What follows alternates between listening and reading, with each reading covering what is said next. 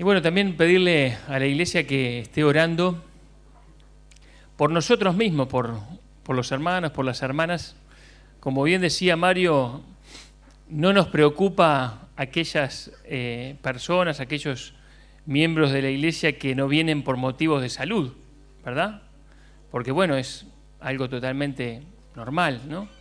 No nos preocupan aquellos hermanos que no vienen porque son tan entrados en edad y están cuidando un poco de no exponerse al riesgo, pero sí nos preocupan aquellos hermanos que pudiendo estar, no están. Eso sí es preocupante, porque cuando no surge en el corazón la necesidad, esas ganas de estar juntos, de disfrutar de la palabra de Dios, de disfrutar de la comunión, algo está pasando. Y eso sí es preocupante.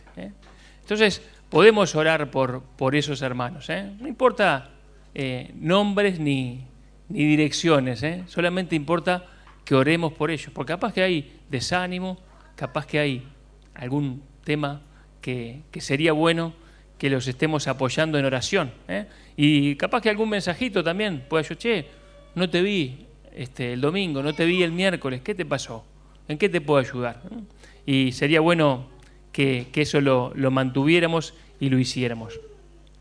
Bueno, como bien saludaba Marito, saludamos a todos los padres en su día. Feliz día a todos los papás, los que están acá presentes y los que nos están escuchando, viendo por los medios electrónicos. Como iglesia reivindicamos la figura del padre. Hoy nos mandaba un audio Pablo muy ajustado a lo que uno piensa y a lo que uno sabe de la Escritura, ¿no? De pronto vemos que la sociedad en este tiempo ha ninguneado la figura del padre, la ha tratado de sacar del medio, ¿no? Pero nosotros decimos no, la Escritura nos enseña, la vida nos enseña lo importante, lo necesario, lo fundamental que es la figura del padre en la familia. Y muchos de nosotros podemos disfrutar de tener y de seguir teniendo un papá que fue un ejemplo para nuestra vida. Y qué bueno es eso, ¿no? Y qué bueno cuando nosotros pensamos en la figura del padre como alguien que protege a su familia, que está dispuesto a dar su vida por su familia, de hecho la da cada día, que provee para su familia, que ama a su esposa, que ama a sus hijos, que cría a sus hijos, que corrige a sus hijos cuando se desvían. Y eso es lo que nosotros pensamos de un padre. Quizá no todos han tenido esa figura del padre como nos enseña la Escritura, pero es eso lo que nos enseña la Escritura. Y eso es lo que necesitamos como individuos. Para formarnos necesitamos el padre. La sociedad necesita la figura del padre. Y nosotros decimos y seguimos diciendo que es necesario y que hay que valorarlo y que hay que seguir hablando acerca de la paternidad. Y por algo el Señor, Dios, cuando habla en su palabra, Él nos enseña, el Señor Jesucristo nos enseña a orar al Padre nuestro que está en los cielos, porque Dios es un Padre eterno. Y aquellos que de pronto no han tenido esa figura de Padre como debería ser, pueden pensar en Dios como su Padre. O ya lo es, si lo has conocido, o lo quieres ser, si aún no lo has conocido.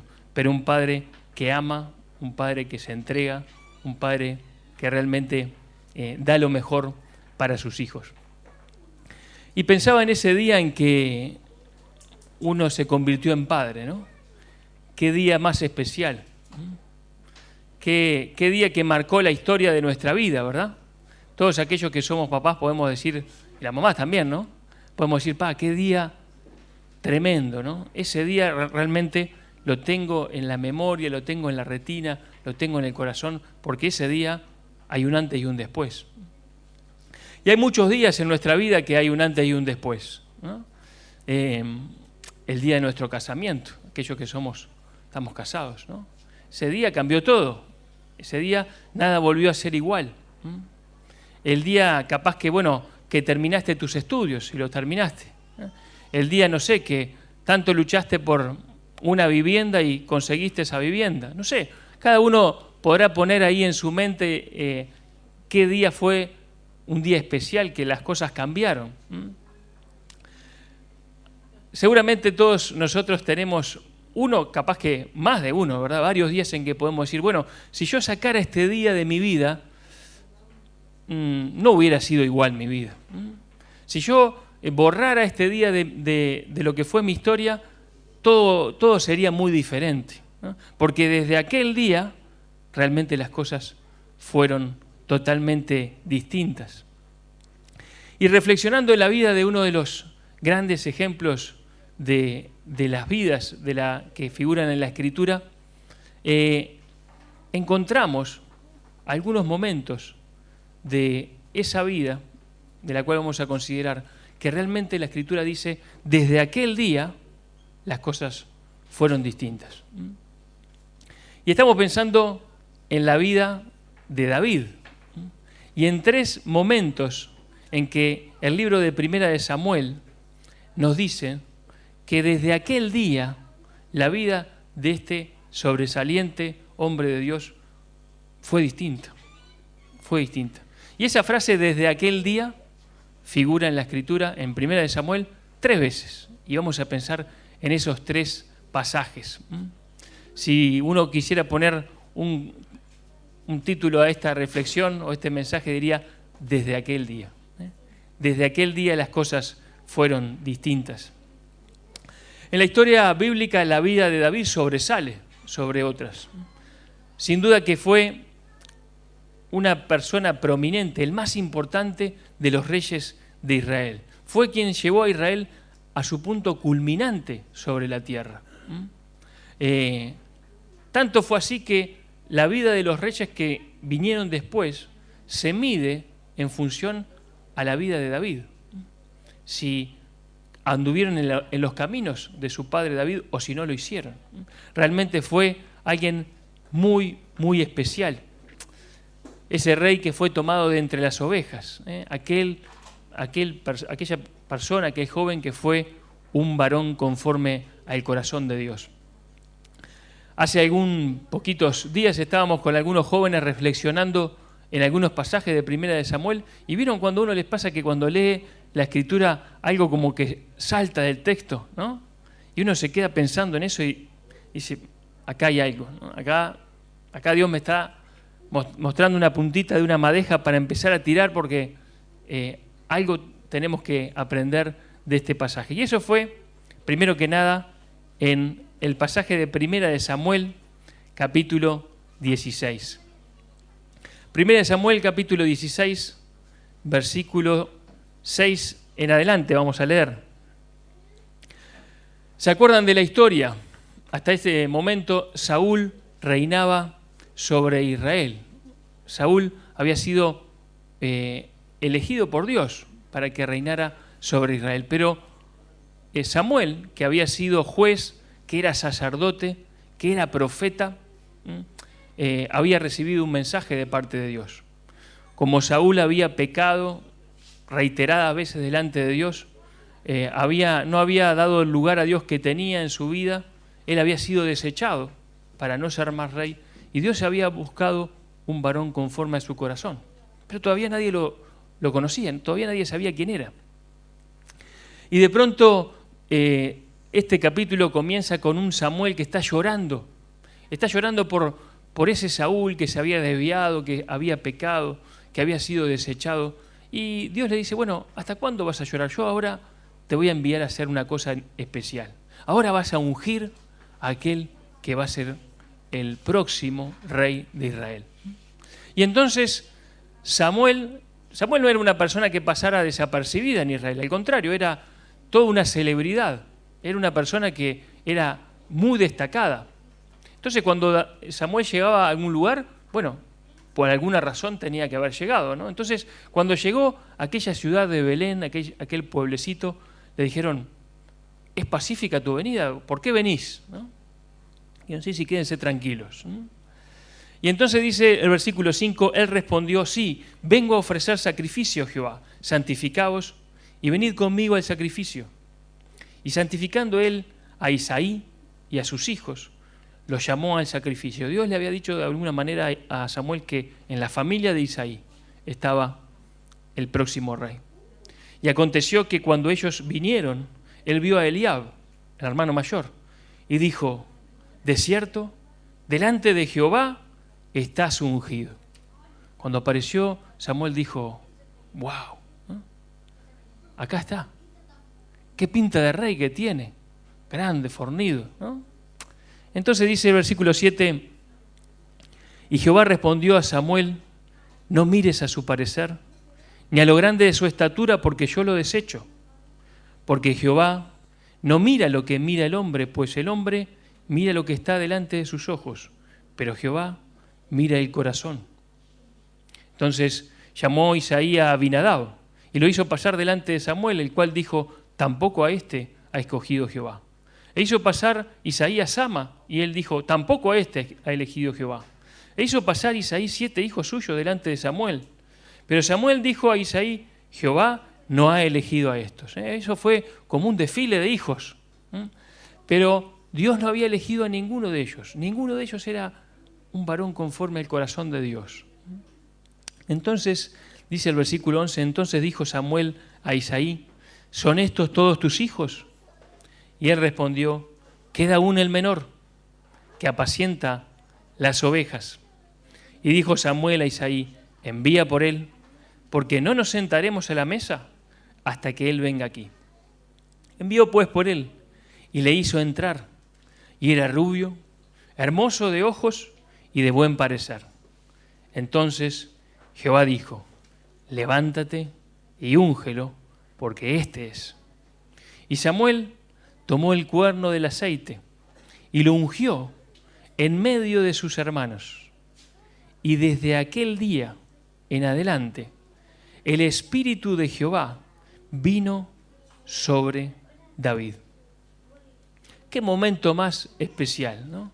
Qué momento sublime que fue este, ¿verdad? Cuando entró David, fue llamado, lo llamaba una autoridad tan importante como Samuel, y fue puesto en medio de sus hermanos, y con aquel cuerno con aceite aromático, fue derramado sobre su cabeza, y corrió el aceite y fue ungido delante y en medio de sus hermanos. Realmente fue un momento especial.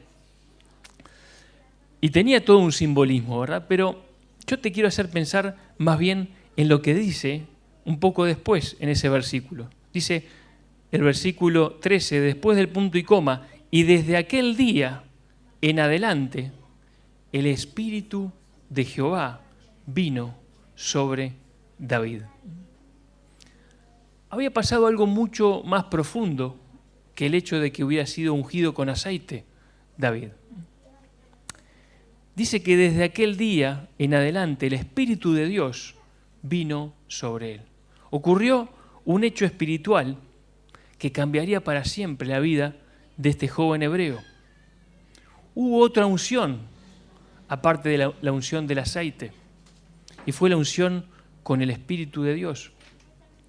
El Espíritu de Dios vino en ese momento sobre David y nunca más se fue de él. De aquí en adelante su vida no iba a ser igual. Hasta este momento él era un joven hebreo piadoso que cuidaba ovejas, pero a partir de este momento fue un hombre lleno del Espíritu de Dios, un hombre ungido por el Espíritu de Dios. Aún en la hora más triste, la hora de su confesión, la hora en que él había pecado, David escribió esto en el Salmo 51, dice: no me eches delante de ti y no quites de mí tu Santo Espíritu. Él era consciente de que había sido ungido por el Espíritu Santo, que tenía el Espíritu Santo. El Espíritu Santo, la tercera persona de la Trinidad, Dios mismo, vino sobre aquel muchacho, aquel día, y ese fue el primer punto de inflexión en su vida. A partir de ese día, nada fue igual. Saben que Dios prometió el Espíritu Santo en su palabra. Y el Espíritu Santo vino aquel día en Pentecostés sobre los creyentes, sobre la iglesia. Vino sobre todos los creyentes. Y hoy en día sabemos que la Escritura nos asegura que desde que creemos en el Señor Jesús, el Espíritu Santo viene a morar en nosotros. Dice, por ejemplo, en Tito 3:6, nos salvó por la renovación en el Espíritu Santo, el cual derramó en nosotros abundantemente por Jesucristo nuestro Salvador. Dice en Efesios 1:13, habiendo oído la palabra de verdad, el evangelio de vuestra salvación, y habiendo creído en él, fuisteis sellados con el Espíritu Santo de la promesa. Queda claro por estos pasajes y por muchos otros que desde que uno cree en Jesucristo como su Señor y Salvador, recibe el Espíritu Santo. Es ungido por este Espíritu Santo de Dios. Dice 1 Juan 2:20, pero vosotros tenéis, y esto se lo decía a todos los creyentes, ¿verdad? Pero vosotros tenéis la unción del Santo y conocéis todas las cosas, pero la unción que vosotros recibisteis de Él permanece en vosotros. Y no tenéis necesidad de que nadie os enseñe, así como la unción misma os enseña todas las cosas. Querido, la Escritura nos enseña que desde el día que tú recibiste al Señor Jesucristo como tu Salvador, el Espíritu Santo vino a tu vida y te ungió. Ese día fue aquel día. Ese día fue el principio de una nueva vida, el día en que fuimos regenerados, el día en que ya nada va a ser igual. Tenemos una nueva vida, somos nuevas criaturas. ¿Qué tan consciente sos de que tenés el Espíritu Santo? ¿Qué tan consciente sos de que tenés a Dios adentro tuyo? ¿Qué tan consciente vivimos de que tenemos este tesoro en vasos de barro? Que somos templos del Espíritu de Dios. La Escritura dice que el Espíritu Santo da testimonio a nuestro espíritu de que le pertenecemos, de que somos hijos de Dios. ¿Tenemos esta seguridad en nuestros corazones? Sabemos bien que el Espíritu Santo nunca se va a ir de nosotros, porque la Escritura lo dice, porque la salvación no se pierde, porque fuimos sellados hasta el día de la redención.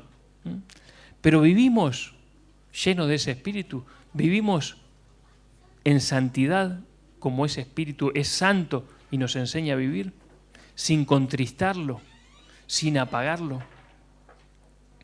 Buscamos, queridos, ser controlados, llenos del Espíritu Santo para poder dar su fruto, para poder tener su poder para la victoria en la vida cristiana, para poder tener su poder en el ministerio. ¿Saben? Porque algunos grupos evangélicos hayan tergiversado o malinterpretado la enseñanza que tiene que ver con el Espíritu Santo. No quiere decir que nosotros lo borremos de nuestras Biblias o de nuestras vidas. Una persona llena del Espíritu no es alguien que se comporta en forma extraña o que emite un lenguaje incomprensible con su boca, ¿no? Una persona llena del Espíritu es más bien aquel que manifiesta el fruto del Espíritu en su vida. Amor, gozo, paz, paciencia, benignidad, bondad, fe, mansedumbre, templanza. Su vida, su carácter expresa que el Espíritu le está controlando. Y saben, queridos, nosotros en nuestras propias fuerzas no podemos hacer la obra de Dios. Tú no podés hacer que alguien se convierta a Cristo. Tú no podés hacer que un hermano vuelva al camino. No se puede hacer eso en nuestras propias fuerzas. Pero dice Zacarías, no es con ejército ni con espada, sino con mi espíritu. No es con capacidades humanas, sino que es el Espíritu que tiene que obrar a través de nosotros. Y tampoco podemos en nuestras propias fuerzas vivir en santidad, vencer a la tentación. Tiene que ser el Espíritu el que nos fortalece, el que nos va transformando. Y también dice la Escritura, y lo hemos leído, que es el Espíritu el que nos enseña su palabra, el que nos da entendimiento, el que nos guía a toda verdad. ¿Sabías que el Espíritu Santo te puede impulsar a hacer algunas cosas? ¿Se acuerdan de la historia de Felipe? Él estaba tranquilo sirviendo a Dios, pero de pronto el Espíritu Santo le dijo, acércate a aquel carro. Se encontró con una situación servida en bandeja para predicar el Evangelio, y eso el Espíritu Santo puede hacerlo en tu vida. A veces pone convicciones en nuestro corazón. A veces puede mostrarnos cosas que no están a la vista de los ojos. Podemos discernir cosas ocultas. No hablo de misticismo, queridos. Hablo de cosas que han pasado entre nosotros, en nuestra congregación. Nosotros no creemos solamente en una letra fría, ¿verdad? En un libro que leemos y obedecemos sus instrucciones. No es solamente eso, sino que tenemos al autor de este libro en nosotros. Y Él nos hace entender, y Él nos guía, y Él se comunica con nosotros. Sería bueno que cada uno de nosotros reconociéramos ese día que recibimos el Espíritu Santo en nuestra vida. Ese día fuimos sellados, ese día nos convertimos en templo de Dios. Desde aquel día todo cambió porque cambió tu eternidad. Pero si vamos a hacer algo con nuestra vida que tenga significado, va a ser porque estemos en las manos de Dios y su Espíritu Santo nos esté llenando. Y vivamos consistentemente llenos del Espíritu. ¿Se acuerdan? Esto es un mandamiento, sed llenos del Espíritu, andad en el Espíritu. Tiene que haber también un día en tu vida y en mi vida que nos decidamos a vivir llenos del Espíritu. Pero en la vida de David fue aquel día. El día de la unción con aceite fue el día de la unción con el Espíritu de Dios. Y nunca más fue nada igual. Ahora vamos a un segundo pasaje. Este segundo pasaje está en 1 Samuel, capítulo 18. Vamos a considerar otro día de cambio radical, pero muy diferente al primero. Ese día, que vamos a ver, no está lleno de honra, de gloria, de ser reconocido por la autoridad del país en medio de sus hermanos, de su familia. Este día fue muy diferente. Desde aquel día fue muy diferente. Dice 1 Samuel 18, versículo 6. Bueno, antes de leerle, les recuerdo lo que pasó, ¿no? Siguió la vida de David, siguió entre sus ovejas, siguió allí cuidando el rebaño de su padre, pero en cierto día que Israel estaba luchando contra los filisteos, su padre lo mandó con provisiones para sus hermanos, que eran guerreros, y cuando David llevó al campamento esas provisiones, se enteró de que había un paladín de los filisteos, Goliat, un hombre muy grande, un gigante, que estaba desafiando a los ejércitos de Israel, humillándolos de alguna manera. Y David se inflamó su espíritu en ese momento. David estaba lleno del Espíritu de Dios y dijo, ¿cómo es eso? ¿No? Y bueno, ustedes saben la historia, ¿no? Gracias a lo que Dios hizo en su vida, él pudo vencer a aquel gigante. Y dice entonces el versículo 6 del capítulo 18, aconteció que cuando volvió David de matar al filisteo, salieron las mujeres de todas las ciudades de Israel, cantando y danzando, para recibir al rey Saúl, con panderos, con cánticos de alegría y con instrumentos de música. Y cantaban las mujeres que danzaban y decían, Saúl hirió a sus 1000 y David a sus 10.000. Y se enojó Saúl en gran manera, y le desagradó este dicho. Y dijo, a David dieron 10.000 y a mí 1000. No le falta más que el reino. Y desde aquel día, Saúl no miró con buenos ojos a David.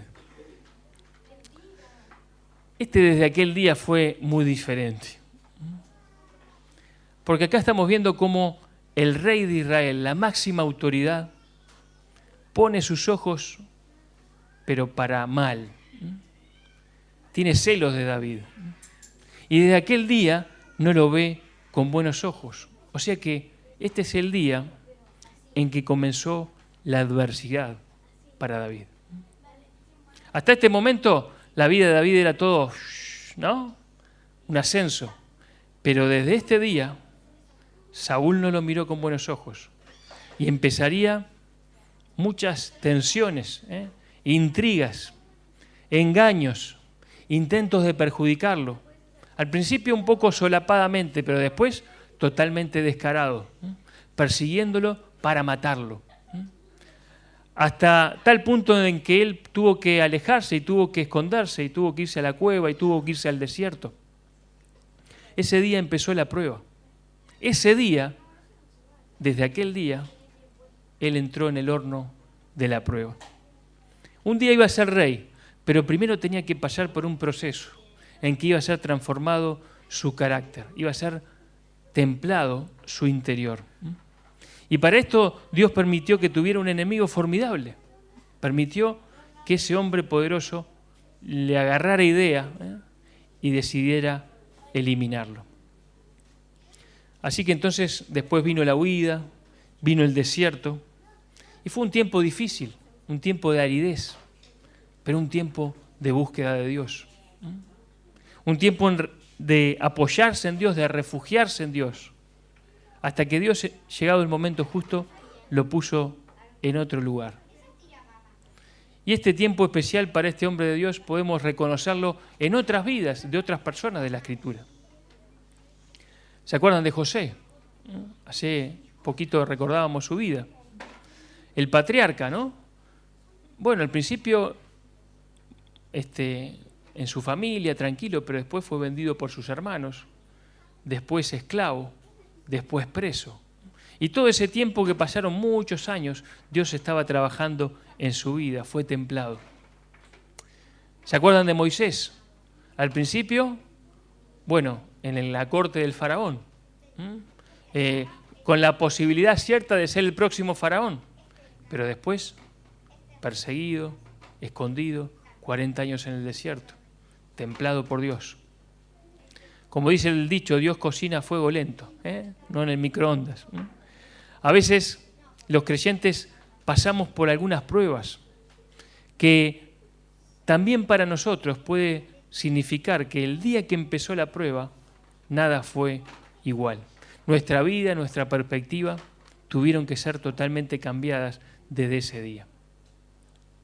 Y queridos, saben que cualquiera de nosotros está a una llamada telefónica de que todas las cosas cambien. El día que viene una noticia inesperada, el día que sufrimos aquella pérdida, el día que tuvimos un quebranto mayor de salud, el día de una prueba económica, tantas cosas, ¿no? Días en que nosotros decimos, no, desde aquel día, la cosa cambió. Pero qué bueno sería para nuestras almas que reconociéramos que ese día también Dios lo permitió en nuestra vida. Así como pasó con David. Que permitiéramos o reconociéramos que Dios tiene control de nuestra vida y también permitió aquel día. Recordaba a Jacob, ¿no? Que se encontró con Dios, vio aquella escalera que subía a la presencia de Dios y Dios le dijo, mirá, no te voy a dejar hasta que haga contigo lo que he dicho que voy a hacer. Y eso Dios lo dice contigo y conmigo también. No te va a dejar, te va a moldear, te va a templar. Y Jacob tuvo que ir a la casa de Labán, y bueno, ese sí que era bravo, ¿no? Más que él todavía, y tuvo que ser templado. Y cuando volvió otro Jacob, volvió diferente. Pero ¿cuándo había empezado? Aquel día que tuvo que huir de su casa porque querían matarlo, su hermano. Desde aquel día. Ahora David no permitió que ese tiempo de prueba lo hiciera rebelde, o lo endureciera, o le hiciera enojarse con Dios, sino que lo que hizo fue volcarse a buscar más a Dios, volcarse a tratar de tener una comunión más intensa con Dios.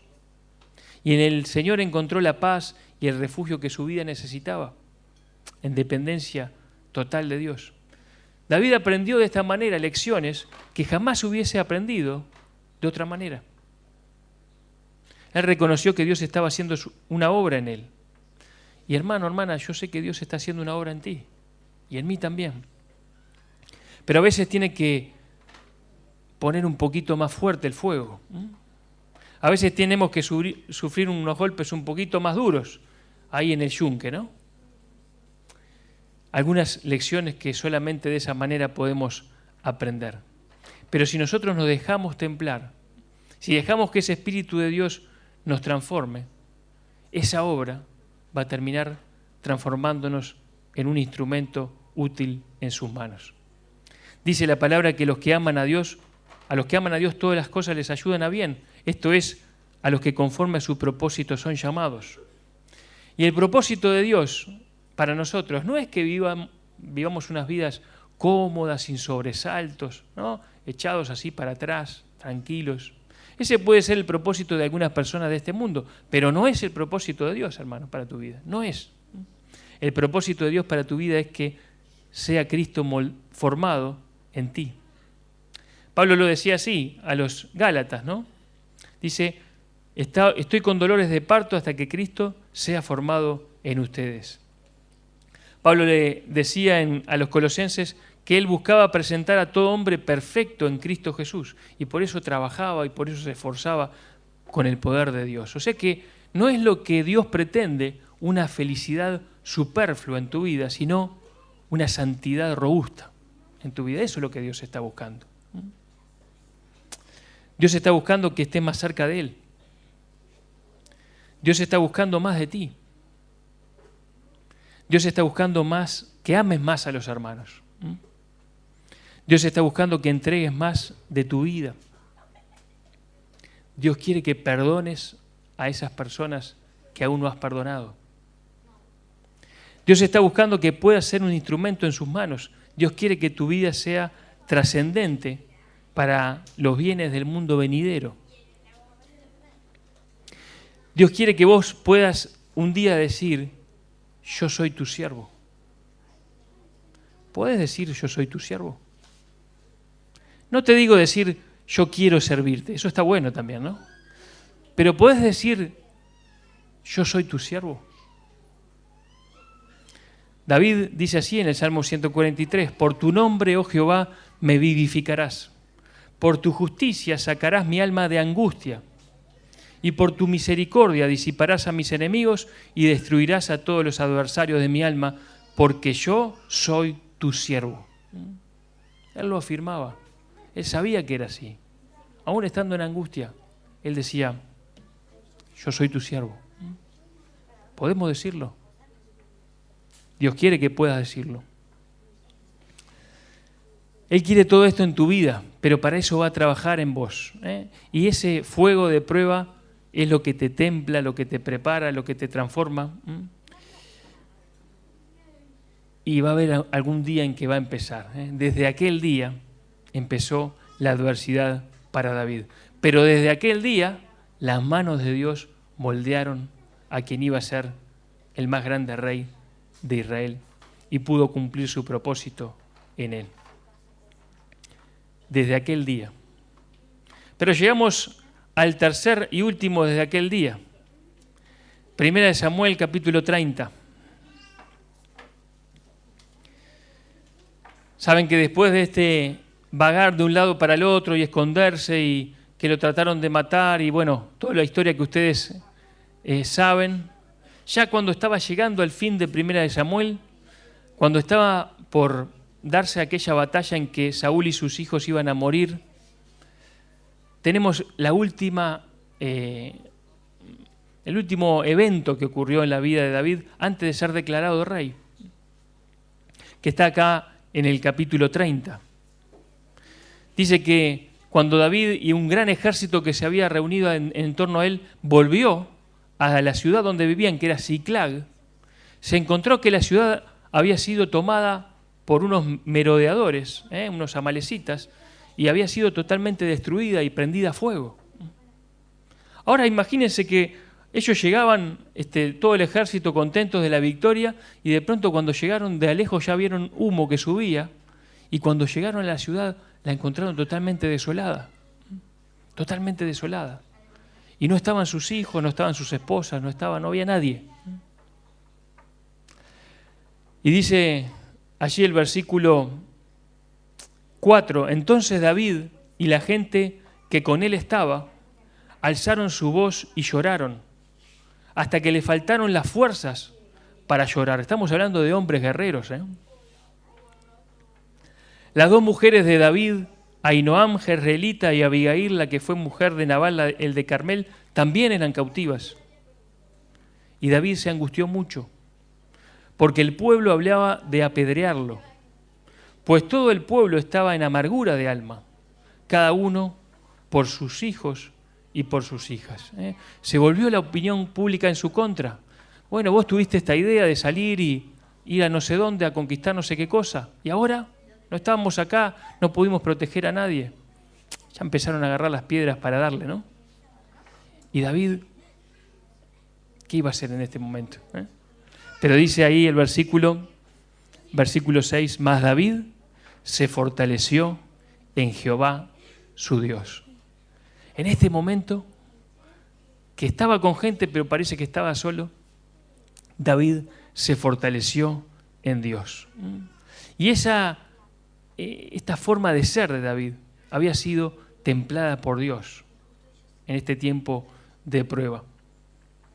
Y no vamos a leer todo el capítulo, pero les cuento ahí, David dice, bueno, tráiganme al sacerdote con el efod y consulta a Dios. Y Dios le dijo, andá, perseguilos, lo vas a encontrar, vas a poder recuperar todas las cosas, vas a poder recuperar a sus familias. Entonces David, bueno, de alguna manera convence a aquellos hombres y salen a buscarlos, 600 hombres. Salen a perseguir, pero ¿para dónde iban? ¿Dónde estaban? Se encuentran con un hombre, un egipcio, que era esclavo y que lo habían dejado allí tirado porque estaba bastante enfermo. Bueno, y le dan de comer, le dan agua, lo hacen recuperarse y el egipcio le dice, bueno, yo te puedo llevar a donde están, pero si vos me perdonás la vida. Sí, bueno, vamos. Y entonces siguen en esa persecución, ¿verdad? Que iban a buscar a sus familias y de pronto llegan a un torrente de agua y 200 de esos hombres que estaban totalmente exhaustos desde el punto de vista físico y psicológico, dicen, nosotros nos quedamos acá. Sigan ustedes. Nosotros nos quedamos con todas las cosas que tenemos, cuidando todo, pero sigan ustedes, no podemos más. Y David dijo, bien, seguimos. Y siguieron con 400 personas, pero eran menos, ¿no? 200 personas menos. Ahora resulta que cuando llegaron y se encontraron con aquel campamento, y Dios le dio tremenda victoria, ¿no? Y lo destrozaron, ¿no? Y recuperaron no solamente sus familias y sus cosas, sino que un gran botín, ¿no?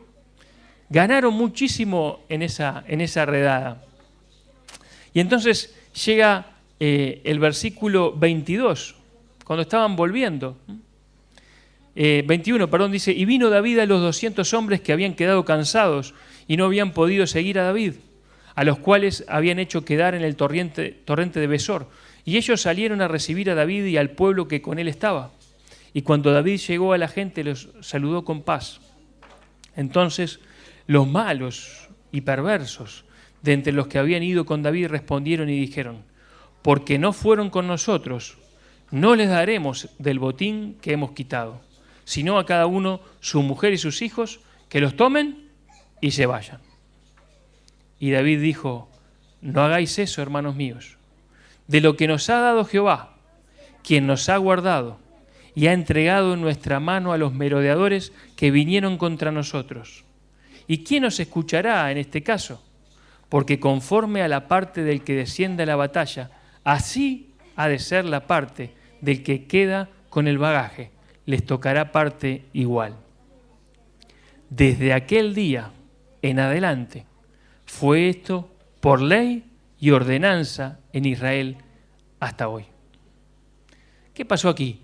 Bueno, cuando llegaron allí con todo el botín, estos dijeron, bueno, no, a estos que no fueron, a los cansados no le damos nada. Que tomen su familia y que se vayan.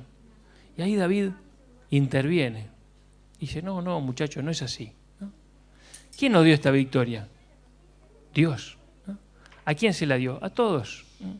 Así que a nosotros y a los que quedaron nos va a tocar partes iguales. ¿No? Entre paréntesis le digo que esto nos ayuda a pensar que cuando la iglesia tiene una avanzada y hay algunos que pueden ir a predicar y pueden ir a la campaña y pueden ir a hacer tal cosa, buenísimo, pero cuando otros se quedan cuidando lo que tenemos, la victoria es de todos, ¿eh? no es solamente de los que han podido ir, también es de los que se han podido quedar a cuidar lo que tenemos.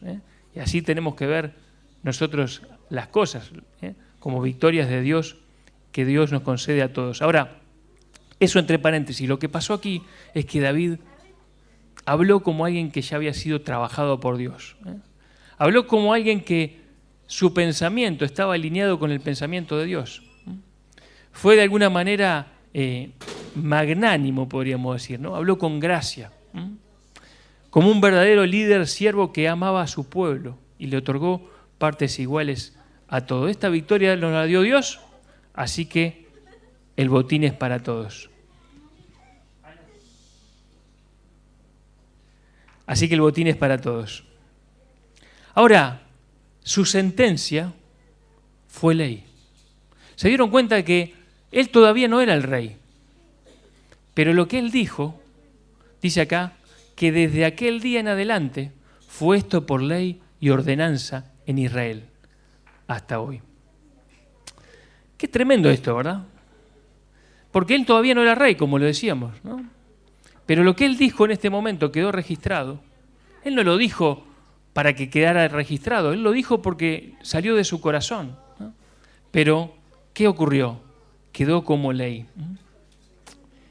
Su palabra fue valorada porque era el ungido de Dios, porque el Espíritu Santo reposaba en él, porque era un varón conforme al corazón de Dios, porque Dios ya había trabajado en su vida.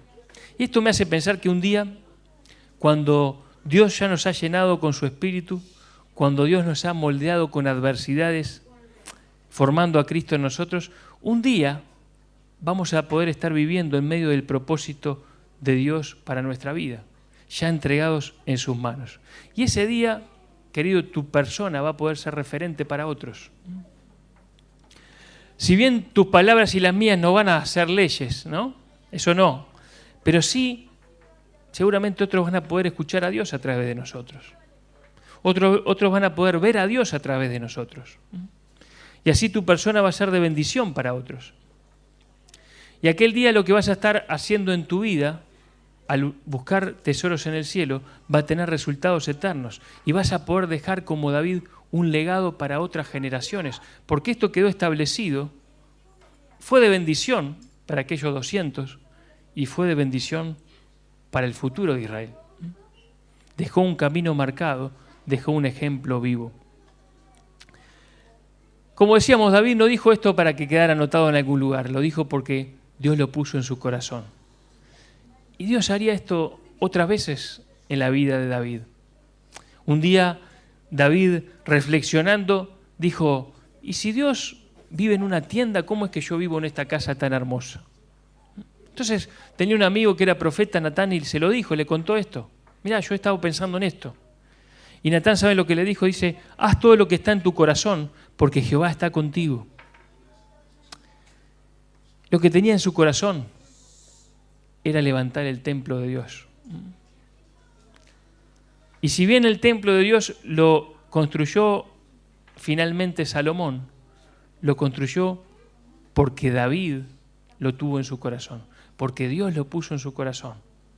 Y él proveyó también todos los materiales. Es decir, que cosas que Dios pone en nuestro corazón después pueden afectar para bien al pueblo de Dios en el futuro. Dios puede hacer cosas a través de tu vida. Si estás entregado en manos de Dios, Dios puede hacer cosas a través de tu vida que trascienden tu vida. Y que aún pueden bendecir al pueblo de Dios cuando vos no estés, cuando vos ya no estés. Seguramente por eso uno disfruta tanto de leer biografías, ¿no? De mujeres, de hombres que durante la historia de la iglesia hicieron cosas grandes. No eran superhéroes, ¿no? Eran solamente personas que se entregaron totalmente, se pusieron en las manos de Dios y fueron instrumentos en sus manos. No lo hicieron para ser importantes, lo hicieron para la gloria de Dios, lo hicieron a favor del reino de Dios y Dios los usó. Qué bueno que haya un día en tu vida y en mi vida, hermano, hermana, en que Dios te pueda empezar a usar como un instrumento, tanto que tu palabra, que tu vida impacte a otros y deje un legado de bendición para otros, de justicia, de rectitud, de amor, de misericordia, que bendiga a otros. Así que, ya terminando, repasamos los 3 días. Pero vamos a repasar los 3 días pensando en nosotros. 3, aquel día. Un primer, aquel día en que fuimos llenos del Espíritu Santo. Un primer día, aquel día en que Dios vino a nuestra vida. El día que recibiste a Cristo como tu Salvador, dice la Escritura, recibiste el Espíritu Santo. Fuiste ungido, fuiste bautizado, fuiste sellado. Qué bueno sería que decidieras vivir lleno del Espíritu. Pero un segundo, aquel día que seguramente todos tenemos, en que empezó la adversidad, que llegó la adversidad y cambió las cosas, pero que tengamos la sabiduría para reconocer que Dios está trabajando en nuestro corazón, que nos está templando, que nos está transformando conforme a la imagen de Cristo. Y un tercer, aquel día en que ya siendo instrumentos en sus manos, pudimos empezar a ser usados por Dios para bendecir al pueblo de Dios y para dejar un ejemplo y un legado para otros. ¿Para cuántos? Para los que Dios quiera. Pero quizás hay acá, en este lugar, o quizá escuchando por la radio o viéndonos, personas que aún no tienen a Dios en su vida. Y queremos compartir contigo el Evangelio del Señor Jesucristo. Es lo más importante que tenemos, es lo más grande que tenemos. Es el mensaje que tenemos para compartir. Y este mensaje, que es una buena noticia, primero empieza haciéndote entender algo que no es para nada bueno, y es que eres pecador, que eres una pecadora, que estás alejado de Dios, alejada de Dios por tus pecados, y que la ira de Dios está sobre ti, dice la Escritura, y que pesa y te toca la condenación sobre tu vida. Pero Dios te ama. Y el Señor Jesucristo murió en la cruz por tus pecados, de tal manera que Él pagó por ti. Él murió en tu lugar, como decíamos en la cena. Él murió, fue sepultado, resucitó al tercer día, y si tú crees en Él, hoy mismo puede ser el día en que te salve. Si tú te arrepientes de tus pecados y crees en Jesucristo, hoy va a ser para ti aquel día. Puedes dejarlo para otro momento, pero la Escritura no dice eso. Dice en 2 Corintios 6:2. Pues Dios dice, en el momento preciso te oí, en el día de salvación te ayudé. Efectivamente, el momento preciso es ahora. Hoy es el día de salvación. Si estás escuchando este mensaje y si el Espíritu de Dios está orando en tu corazón, si entendés que sos un pecador, una pecadora, que estás apartado de Dios, entendé también que Dios te ama y que Él proveyó la salvación para tu vida al morir Jesucristo por ti. Hoy es el día de salvación. Hoy podés arrepentirte y creer. Si oyereis hoy su voz, no endurezcas tu corazón. Si hoy recibes a Cristo, a partir de hoy serás una persona nueva. Hoy es el día de salvación. Hoy será entonces aquel día. ¿Les parece si oramos? Padre nuestro que estás en los cielos, te damos muchas gracias por este momento en que podemos estar reunidos escuchando tu palabra, meditando en ella. Gracias por esos ejemplos tan especiales que dejaste en tu palabra, como el de la vida de David. Padre, ayúdanos a considerar en nuestra vida también esos días tan especiales, esos momentos en que tú has hecho cosas tremendas en nuestra vida. Gracias, Padre, por aquel día en que recibimos tu Espíritu Santo. Padre, ayúdanos a vivir consistentemente llenos de ese Espíritu, controlados por ese Espíritu, manifestando en nuestra vida el fruto del Espíritu. Padre, te damos gracias por aquel momento y aquellos momentos de adversidad que tú has permitido en nuestra vida, difíciles, a veces incomprensibles, pero que sabemos, porque confiamos en ti, que tú tienes todo bajo control y que tú nos estás templando, tú nos estás moldeando, para que podamos ser instrumentos en tus manos, para que podamos decir, yo soy tu siervo, y para que un día puedas también usarnos poderosamente en la vida de otros, para bendecirlos, para dejar un legado. Gracias, Padre, por esta tu palabra. Ayúdanos a seguir pensando en ella, a seguir meditando en ella. Y si alguno de los que está aquí todavía no te ha conocido, te pedimos que estés obrando en su corazón, convenciendo de pecado, de justicia, de juicio, haciendo entender la necesidad de reconocer tu amor para salvación. Y bueno, Padre, queremos poner en tus manos a esa persona para pedirte que tú la salves. Y este sea el día de salvación para esa persona. Gracias, Padre. Dejamos nuestras vidas en tus manos. En el nombre de Cristo Jesús. Amén.